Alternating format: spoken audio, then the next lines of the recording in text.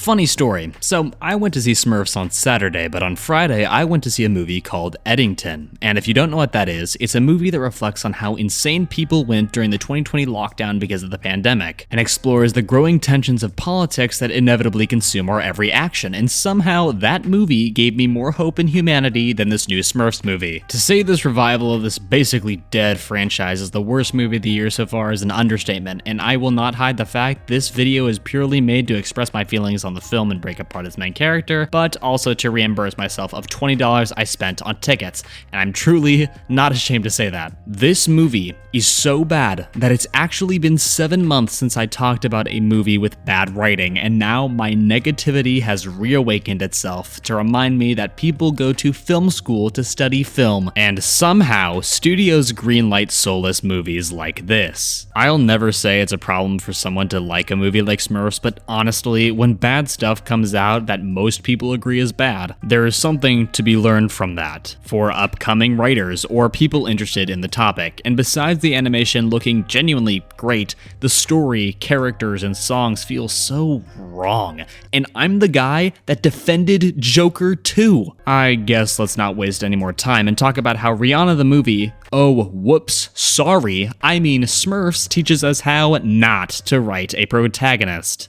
With the comeback of my Negative Nancy arc, I should probably let you all know that Rihanna is Smurfette, and I know you might be baffled to learn this here, but it's true, and we're all going to have to accept it no matter how hard it might be. Speaking of hard things, it's a little hard to talk about how Rihanna is Smurfette as a character, especially since she's the main character, because they give her no motivation whatsoever and no development either, besides rehashing the arc from the live-action Smurfs movie where she was made by Gargamel to infiltrate Smurf Village, and I think that is ridiculous. It's a part of how Smurfette comes to be in any other iteration, but it's lazy to copy and paste the same story arc that doesn't really become an arc until it's already done. I know I'm completely skipping the rest of the movie before any of the ending, but she's so boring since she does nothing except eat and point out that they're in Paris. And somehow those random details come back later as this big reveal, and it's pointless because we've seen it all before. It's like if we knew Luke's father was Darth Vader going into Empire Strikes Back.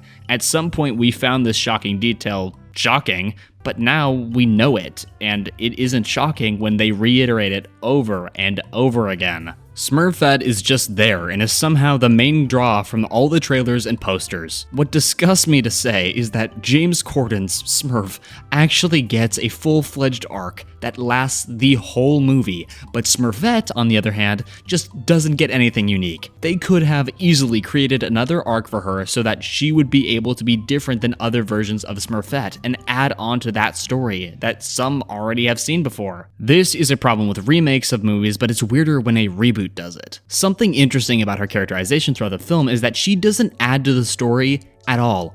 As I said, she's just there. With any main character, you'd expect them to have plot significance, but when they don't contribute to the overall narrative, that's where you lose people really easily in wondering whether you should care about the people close to them, since the main character is helping you see the world through their eyes. So if Smurfette isn't actually doing much, why would you care if her laziness and incompetence gets her into trouble later on, even though the writers were definitely not trying to characterize her like that? But my question overall is, what exactly was the character the writers were trying to make with Smurfette? They could have turned her into a girl boss character. Sure, you'd get the hostile online mob of sexist YouTubers on your trail, but when done correctly, you actually could get away with writing a strong female protagonist that maybe goes the extra length to have flaws. I know, shocking claim. And they're able to learn from them later on. Because guess what? No one is perfect. They also didn't even bother going down the route of her being the hero of the group, or basically being a knockoff Poppy from Trolls taking the mission up for herself. Smurfette also just is hardly a character at all in this movie. It's seriously like we're not watching Smurfette, but instead Rihanna just being there like some cameo that keeps appearing in the movie. I think that an overall problem with the film that makes Smurfette stand out as a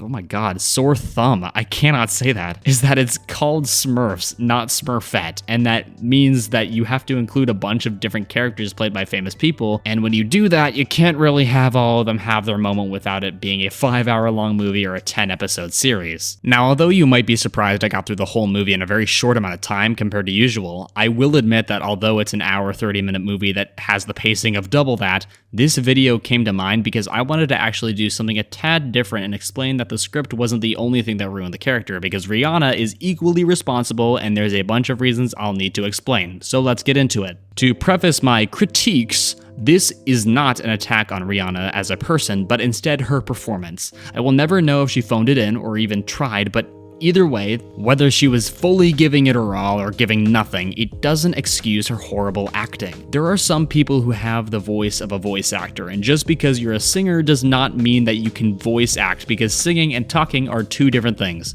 Rihanna has a good singing voice, as shown from the movie, even though the song she sang was atrocious, but she can't act for the life of her. The script obviously tries to have some emotion with her character when she finds out that she is just a clay sculpture of a Smurf, but Rihanna's acting is stale and bland, showing no sign of shock when it should have been shocking for her. It's like Smurfette read a couple pages ahead in the script and realized that and then tried to forget about that before performing the scene, but obviously, Rihanna, and this is all fake. It also doesn't help that throughout the film, she never tries to play into what Smurfette would actually sound like based on how she looks, and instead just plays herself.